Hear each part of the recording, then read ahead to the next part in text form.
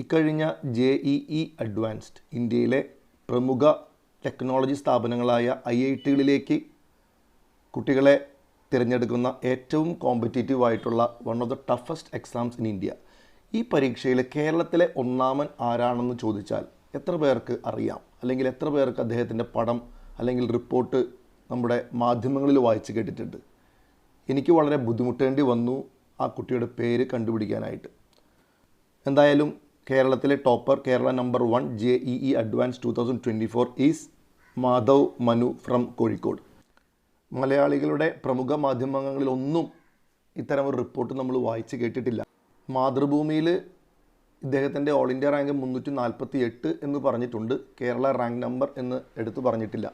ആരും പരിചയമില്ലാത്ത 1-2 ഫേസ്ബുക്ക് ചാനലുകൾ, ഇത് നോക്കൂ. ഈ ചാനലുകളോ ഈ പേജുകളോ നമുക്ക് പരിചയമുണ്ടോ?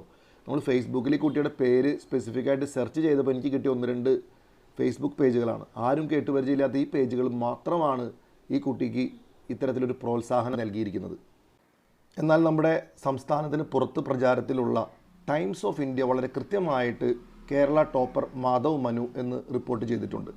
എന്തുകൊണ്ടായിരിക്കാം ഒരുപക്ഷെ നമ്മുടെ കേരളത്തിലെ മുന്തിയ അല്ലെങ്കിൽ ഏറ്റവും കൂടുതൽ ആളുകൾ ശ്രദ്ധിക്കുന്ന മാധ്യമങ്ങളൊന്നും ഇദ്ദേഹത്തിൻ്റെ ഈ നേട്ടമോ പേരോ ഡീറ്റെയിൽസോ ഒന്നും റിപ്പോർട്ട് ചെയ്യാതിരുന്നത്?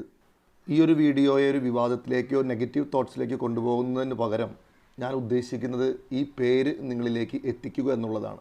മറ്റൊരു കാര്യം, നമ്മുടെ മാധ്യമങ്ങളോട് വളരെയധികം അപേക്ഷിക്കുകയാണ്, ഇത്തരം വാർത്തകൾ നിങ്ങൾ മിസ് ചെയ്യരുത്. നിങ്ങൾ ഒരുപക്ഷെ മുൻകാലങ്ങളിലെല്ലാം പബ്ലിഷ് ചെയ്തിരുന്നതാവാം, ഈ വർഷം ചെറിയതായിട്ട് നിങ്ങൾ വിട്ടുപോയതായിരിക്കും. ഒരുപക്ഷെ നിങ്ങളുടെ ധാരണ കേരളത്തിലെ ഏറ്റവും കൂടുതൽ കുട്ടികളെ പഠിപ്പിക്കുകയും എപ്പോഴും നമ്മൾ കേട്ടുപരിചയമുള്ള അല്ലെങ്കിൽ പേപ്പറിൽ വലിയ വലിയ അഡ്വർടൈസ്മെൻറ്റ്സ് വരുന്ന സ്ഥാപനങ്ങളിൽ നിന്നായിരിക്കാം 1ാം റാങ്ക് എപ്പോഴും വരുന്നതെന്ന് വെച്ച് ആ സ്ഥാപനങ്ങളിലെ ഡാറ്റയായിരിക്കും നിങ്ങൾ സോഴ്സായിട്ട് ഉപയോഗിക്കുന്നതും ഒരുപക്ഷെ അത് കവർ ചെയ്ത് പോയിട്ടുണ്ടെന്ന് നിങ്ങൾ അസ്യൂം ചെയ്തെന്നുമായിരിക്കാം.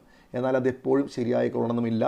ഇത്തരത്തിലുള്ള വാർത്തകൾ, ഇത്തരത്തിലുള്ള കുട്ടികളെ നിങ്ങൾ തീർച്ചയായിട്ടും ജനങ്ങളിലേക്ക് എത്തിക്കണം. ഇപ്പോൾ ഞാൻ ഇന്ന സ്ഥാപനത്തിൽ പഠിച്ചില്ല എന്നതുകൊണ്ട് ആ കുട്ടിക്ക് കിട്ടുന്ന വിസിബിലിറ്റി നമ്മളായിട്ട് കളയരുത്. അല്ലെങ്കിൽ ഇത്ര സ്ഥാപനത്തിൽ പഠിച്ചാൽ മാത്രമേ എൻ്റെ പേര് അല്ലെങ്കിൽ എനിക്ക് കുറേ കൂടെ അംഗീകാരങ്ങൾ, പ്രോത്സാഹനങ്ങൾ കിട്ടുള്ളൂ എന്ന് കുട്ടികൾക്ക് തെറ്റായ ധാരണകളും നമ്മൾ കൊടുക്കാനായിട്ട് ഇടവരരുത്. JEE അഡ്വാൻസ് പോലെയുള്ള വളരെ കോമ്പറ്റീറ്റീവ് എക്സാംസിൽ നിന്ന് കേരളത്തിലെ പെർഫോമൻസ് അത്ര നല്ലതല്ല എന്ന് നിങ്ങൾ പഴയ ഡാറ്റ പരിശോധിച്ചാൽ അറിയാം. അതുകൊണ്ട് തന്നെ ഇത്തരം പ്രോത്സാഹനങ്ങൾ വളരെ ഇമ്പോർട്ടൻ്റായി മാറുകയാണ്. Thank you.